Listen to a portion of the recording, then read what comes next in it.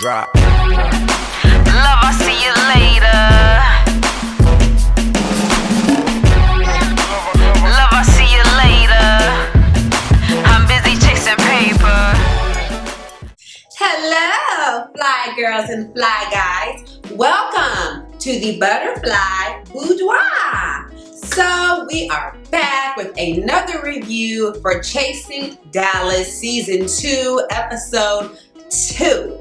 Now, I was very excited last week when the first episode aired, and I was equally as excited this week when the second episode aired. So if you're ready, I'm ready. Let's jump right into this thing. Okay, so the episode opens up with Ricci G heading to Houston Splash. So I'm guessing Houston Splash is like Atlanta's Freaknik or Florida's Classic Weekend, you know, just a spring break type of vibe, right? So Ricci gets out there and he says he meets his friend Rock. Now, at this moment, I wasn't looking at the screen, so I just heard him say Rock, and I immediately thought, this Rock was there. And I was like, oh, Rock is there. So I go run to the screen, and it's not. I was disappointed. I was disappointed because that's the only Rock that I know. I'm not familiar with this Rock, but apparently a lot of people are familiar with this Rock. Ricci meets up with Dior. This is their first time meeting, so they're just introducing each other. Dior introduces Ricci to his boyfriend and his two children. Now, one of his children is Trey Howard, I believe, and they did a little confessional on him, so I'm assuming we're going to see him in future episodes. But they just sit down and they just have a conversation. Didn't really look like it was really popping out there, you know, so they were just really chilled and low-key. Ricci talks about the tattoo event and he brings up Trey's name, and Dior says he keeps hearing Trey's name, and his son makes his face like, you know what I'm saying? Like he know him, like he got some dirt on him, like he know, like he got some tea. He needs to spill it. Hopefully, like I said, since they did a confessional on Trey, maybe, oh, his name is Trey too. What a coincidence. But, you know, maybe we'll see him in future episodes and he'll spill some tea and we'll find out what's going on. I don't know. But that was it for that opening scene. Two things that I missed from last week's episode. The first, I did not mention Dior's chain. His chain says King and the letters are in blocks and it's like 3D. They're like poking out. It looks really cool. I love that chain. I really do. It's very beautiful. Now, the second thing that I did not point out last week, I saw it again this week and it reminded me. Ricci G's confessional look with the glitter hoodie. I'm sorry, y'all. I was getting Uncle Fester tease. I know I'm not the only one. I know y'all see it. I know you see it. I know you see it. Ricci, maybe if you would have just pulled it down a little bit, you know, it might not have, you know, given off that vibe.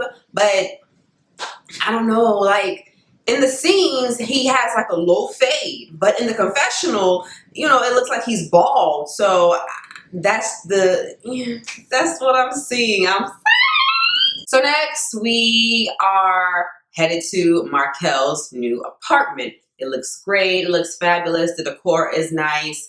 Ricci G is coming over and they're just chit-chatting over a glass of wine. And they're talking about how Rock met up with Ricci at Houston Splash, and apparently now Markel has a history with Rock. So I guess it's another situation where someone is saying they don't know someone, and he's saying, you do know me.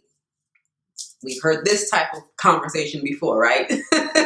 So I guess Markel and Rock have had a past. We don't know exactly what it is. Maybe it'll come up later on. But that was really it for their conversation. Ricci touched on the Audrey situation. They brought up Gardini. Ricci brought up a video of Gardini talking about how they want Audrey back on the show. He wants Audrey back on the show. Everyone wants Audrey back on the show. Ricci mentioned that he didn't miss Audrey. At one point he did. Now he doesn't. I don't know how true that is. If you're really good friends with somebody and you fall out, of course you're going to miss them. I don't think you ever really get over losing a friend. So that might have been a front. I don't know. Hopefully they can mend their friendship, but that was really it. Markel did talk about, Ricci asked him where was his nose piercing, and for some reason, Markel said he took it out because he was having issues with his skin. I don't know how that related to the piercing. Maybe the piercing got infected. I don't know. Maybe it interfered with the medication he was taking. I'm not sure, but he was having issues with his skin, and child, I don't know. He took out the piercing. He ain't got it no more. Next, we drive on over to George's apartment. Now, before we do get to George's apartment, the B-roll footage, the transitions, I said this in my previous review, I love the B-roll footage. I love the transitions. They're beautiful. The music that they were playing during this transition to George's apartment, I love that song. What is the name of that song? If anybody knows the name of that song and the artist, please list it down below in the comments, because usually every time they play music, they show at the end of the clip or before a commercial break, they show the name of the artist, the song, you know, their album cover and all that, but they didn't show this artist. So if anybody knows the name of the song that played right before we got to George's apartment, please list that in the comments below. So we're at George's apartment. His apartment is very beautiful as well. It's decorated very nice. He's got gold accents everywhere. George is there with his best friend. I believe his name is Duran, but they call him Rand for short. So they're just having a glass of wine. They're talking about the tattoo event and how it all went down. Now George is asking his friend, do you think I was in the wrong for the way I came at King? Like, what do you think? And I think his friend was saying, I'm not sure if he was saying he thinks George was kind of in the wrong. I know he said it just came out of nowhere. I'm not really sure where his friend stood on it, but they were just talking about the whole situation, and George was trying to say that he knew what Kane did, but he just wanted Kane to say it to the new people that were there. So his story is kind of changing a little bit. Now he's saying he did know him, but he, you know, wanted the new people who didn't know him to know what he does. I don't know. It seems like his story is kind of changing a little bit. I don't know. So then they talk about Trey. They talk about Trey, and George lets us know the same thing that Trey told us in last week's episode, that he met him at a club. George said it was like 2012, 2013 where they met. Apparently, Trey is his neighbor. I don't know if this is now or if he was a couple years ago, I don't know, but apparently they were neighbors at one point, and George brought him some cupcakes.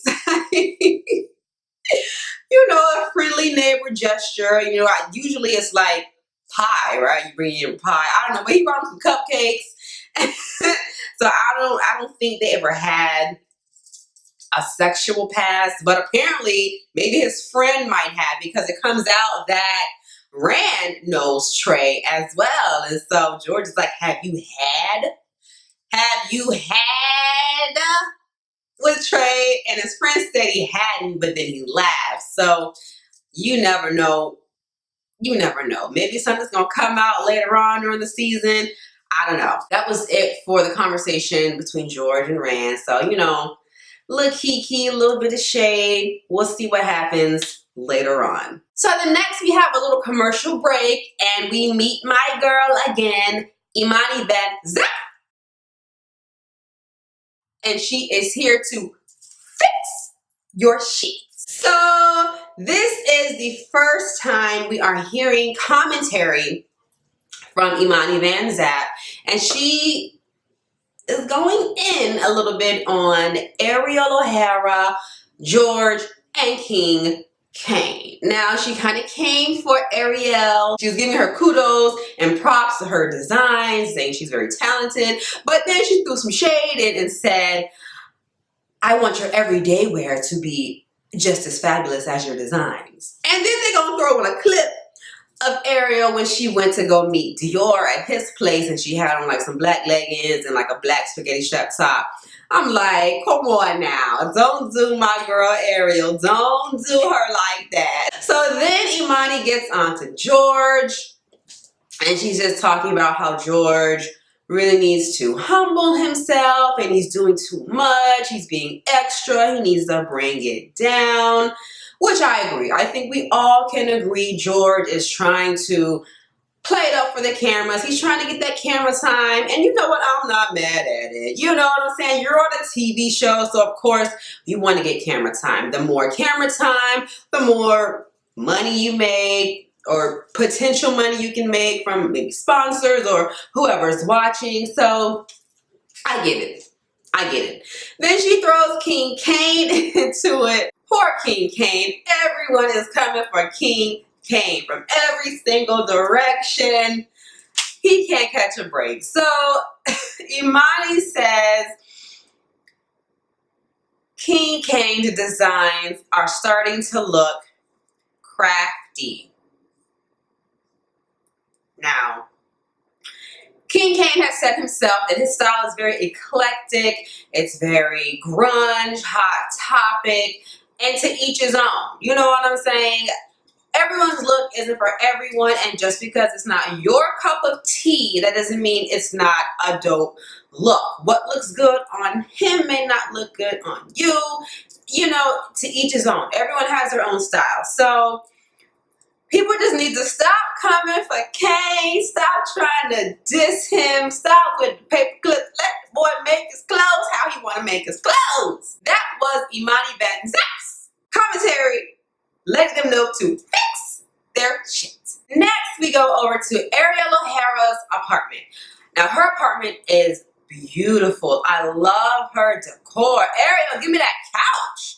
That couch looked like it was a velour suede type of material, and it was like in a rose gold pink type of color. Oh, pink is my favorite color, and I love that couch, baby.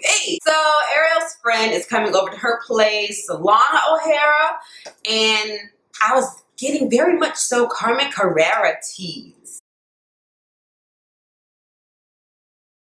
from Lana. That's what I was getting. That's the vibe that I was getting.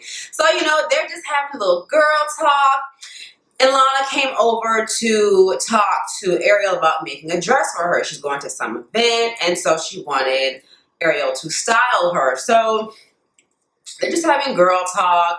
Ariel goes to measure her. I love her full-length mirror. It was just a vibe. Her whole place was a vibe. So next, we see Ariel's confession, and she gets a little teary-eyed. She starts talking about her family and how she didn't feel accepted by some of her family members, and how she felt like she didn't fit in with the boys, she didn't fit in with the girls. And so, you know, I felt bad for her because she started to cry, and Ricci came on screen and gave her a hug, and it's hard. You know, I'm a heterosexual woman, so I don't face as many issues as the LGBT community, but I feel for her. You know what I'm saying? Because it's hard enough trying to get acceptance from the world, strangers, but to not get it from your own family, your blood, that's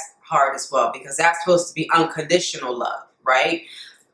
But even though we may want acceptance from everyone else, you don't need acceptance. As long as you accept yourself, screw who doesn't accept you. You don't need them.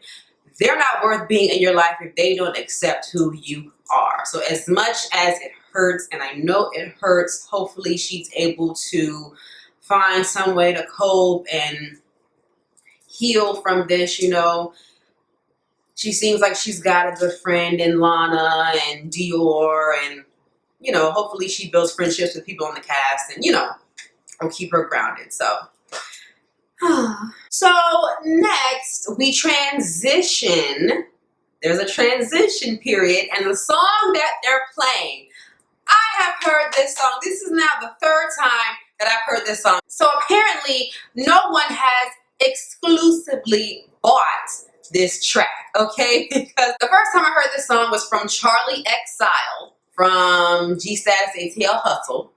Then I heard this song in Breathe, the series from Fresh Productions. I love that series. And now I'm hearing it here. I'm like, find it exclusively. So you can make some coin off of it. So they must have just leased the beat. We transition to Trey and King Kane. They meet up for drinks, lunch, you know, just a chit chat. And they bring up the tattoo event and the whole situation with George and how everything started. And they mentioned how George has been in their DMs. Now, I don't know if George was trying to holler at Kane. He didn't really show any type of receipts. But Trey, on the other hand, did. Trey says he keeps everything. He doesn't delete a thing. He got stuff from 2004. So Trey pulls out some receipts. He pulls out his phone and shows Kane a DM that George sent him talking about he needed a tattoo. And then he said something like, I seen you in Walmart and that ass was just shaking.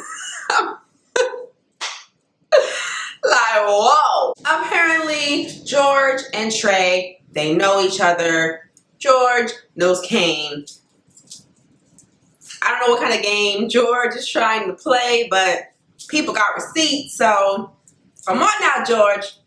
What's going on? Kane and Trey have this little read fest. They have this read fest at lunch at this little get together of theirs. Kane was like, he's a top, right? And Trey's like, top of what? Top of the food chain. Poor George. I mean, you put yourself out there and, you know, you just gotta take it. I mean, if you're gonna dish it, you gotta take it. So that's what it is. So they had their little kiki over George, and then Kane told Trey that he's having a lingerie party and that he's seen Trey and his pictures showing his boy pussy.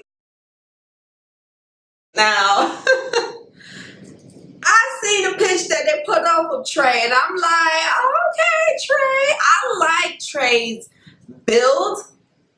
He's like stocky and thick. I like it. I like Trey's build. It was nice. So, you know, he invited him to the lingerie party, and Kane is going to invite everyone except for George, because since George claims he don't know him, Kane don't know him either. So, lastly, the show closes with game night. So we get to Markel's apartments for game night.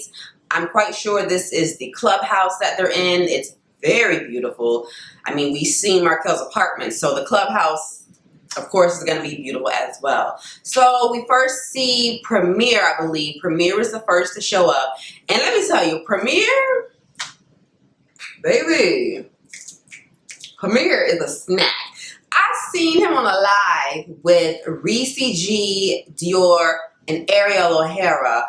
And baby, he was giving me, he had on black, he had this black shirt, this black hat. I was like, you know what I'm saying? It's like, I be seeing so many gay men and they just looking like, And Premier is one of them. Premier was the first to show up, then King Kane and Carrie D. Carrie D showed up.